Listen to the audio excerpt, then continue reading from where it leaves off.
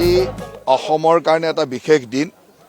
অসমত পোন প্ৰথমবাৰৰ বাবে সি প্লেন নামিছে, গতিকে আমাৰ কাৰণে অত্যন্ত আনন্দৰ দিন। পৰীক্ষামূলকভাৱে আজি সি প্লেন আমি বৰঝাৰ বিমানবন্দৰৰ পৰা পাণ্ডুঘাটলৈকে চলাই আমি নামিছোঁ। মোৰ লগত আমাৰ মেয়ৰ, ডেপুটি মেয়ৰ সকলো আছে। আমি খুব সুন্দৰভাৱে লেণ্ডিং কৰিছোঁ আৰু এই সি প্লেনৰ সংযোজনে নিশ্চয়কৈ আমাক আৰু 6 মাহ এবছৰ হয়তো লাগিব অপাৰেশ্যনেল কৰালৈকে। গতিকে আমাৰ চেষ্টা থাকিব কিমান সোনকালে ইয়াক অপাৰেশ্যনেল পৰ্যায়লৈ আনিব পৰা যায়। আজি পৰীক্ষামূলকভাৱে নামিছে আৰু আপোনালোকে জানি আনন্দিত হ'ব, ভাৰতবৰ্ষত প্ৰথমবাৰৰ কাৰণে নদীত নামিছে। ইয়াৰ আগতে সাগৰত নামিছে বা অন্যান্য বেকৱাটাৰত নামিছে, এনেকুৱা কিছুমান সি প্লেন নামিছে, কিন্তু সি প্লেন প্ৰথমবাৰৰ কাৰণে নদীৰ পানীত নামিছে। গতিকে এইটো আমাৰ কাৰণে আনন্দৰ কথা আৰু এই পৰীক্ষামূলক যাতে সফল হ'ল, মই ভাবোঁ যে অসমৰ যোগাযোগ ব্যৱস্থা আৰু পৰ্যটন ক্ষেত্ৰখনৰ এটা ডাঙৰ সংযোজন।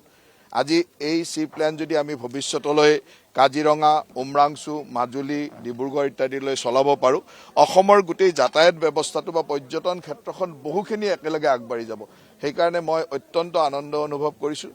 আমাৰ ট্ৰান্সপৰ্ট ডিপাৰ্টমেণ্ট আৰু পৰ্যটন বিভাগ দুয়োটাকে ধন্যবাদ দিছোঁ যে খুব সুন্দৰভাৱে এই সি প্লেনৰ লেণ্ডিং কৰিলে আৰু ইয়াৰ লগত জড়িত সকলোকে মই ধন্যবাদ জ্ঞাপন কৰিছোঁ।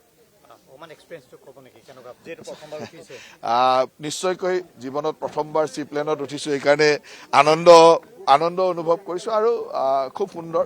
ইয়াত কোনো চিন্তা কৰিবলগীয়া নাই আৰু খুব সুন্দৰভাৱে আমি এয়াৰপৰ্টৰ পৰা আমাক 5-7 মিনিট লাগিছে মেক্সিমাম, গতিকে একেবাৰে কম সময়। আৰু তাৰ আগতে লেণ্ডিঙৰ আগত ব্ৰহ্মপুত্ৰৰ ওপৰত এপাক দুপাক ঘূৰাইছে, গতিকে চায়ো ভাল লাগিছে আৰু খুব সুন্দৰ এটা।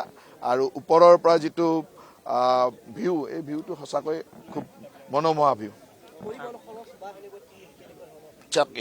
ইয়াততো বহুত বেছি খৰচী নহয়, কিন্তু আমাৰ কাৰণে বিশেষকৈ অসমৰ দৰে ৰাজ্য এখনৰ কাৰণে য'ত যথেষ্ট পৰিমাণে ৱাটাৰ বডি আছে আৰু প্ৰত্যেক টুৰিষ্ট ডেষ্টিনেশ্যনৰ ওচৰত খুব সুন্দৰ সুন্দৰ ৱাটাৰ বডি আছে, আৰু সেইকাৰণে মই ভাবোঁ যে অসমত সি প্লেনৰ ছাকচেছফুল হোৱাটো অসমৰ ভৱিষ্যতৰ পৰ্যটন উদ্যোগ আৰু অসমৰ যোগাযোগ ব্যৱস্থাৰ কাৰণে এটা অত্যন্ত নতুন সংযোজন আৰু অত্যন্ত সুদূৰ প্ৰসাৰী সংযোজন। নিশ্চয়কৈ, কাৰণ ৱাটাৰ বডি থকা ঠাইত, যিকোনো জলাশয় থকা ঠাইত আমি নামিব পাৰিম। গতিকে আজি ইয়াৰ পৰা কাজিৰঙালৈকে গৈ কাজিৰঙাৰ ব্ৰহ্মপুত্ৰত নামি যিটো সৌন্দৰ্য দেখা যাব, বা ইয়াৰ পৰা মাজুলীলৈকে যোৱা, ইয়াৰ পৰা উমৰাংচুলৈকে যোৱা, কিছুমান এনেকুৱা ডেষ্টিনেশ্যন অসমত আছে যিবিলাকে এনেকুৱা ধৰণৰ জলাশয়ৰ পাৰতে আছে, আৰু জলাশয়ৰ জৰিয়তে যদি আমি যোগাযোগ কৰিব পাৰোঁ, কাৰণ ইয়াৰ পৰা কাজিৰঙালৈ হয়তো 15-20 মিনিটতে পাব, ইয়াৰ পৰা উমৰাংচু আধা ঘণ্টাৰ ভিতৰত পাব। গতিকে ইমান কম সময়ৰ যোগাযোগ আৰু ক'ব গ'লে অন্যান্য বাহনতকৈ খৰচো কমিব। গতিকে মই ভাবোঁ যে ইয়াৰ সংযোজনে অসমৰ পৰ্যটন ক্ষেত্ৰত এটা আমূল পৰিৱৰ্তন আনিব। এতিয়াতো আমি প্ৰথমবাৰৰ কাৰণে ইয়াত আজি পৰীক্ষামূলক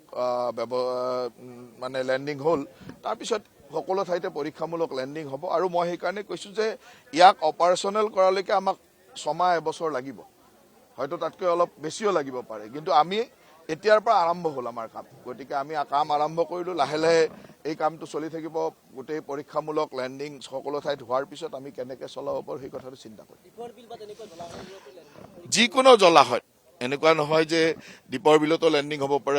আৰু মইতো ক'লোঁ যে প্ৰথমবাৰৰ কাৰণে নদীৰ পানীত লেণ্ডিং হৈছে। ইয়াৰ আগতে নদীত ক'তো ৰিভাৰ ৱাটাৰত লেণ্ডিং হোৱা নাছিল, এইবাৰ প্ৰথমবাৰ ভাৰতবৰ্ষত ৰিভাৰ ৱাটাৰত লেণ্ডিং হৈছে।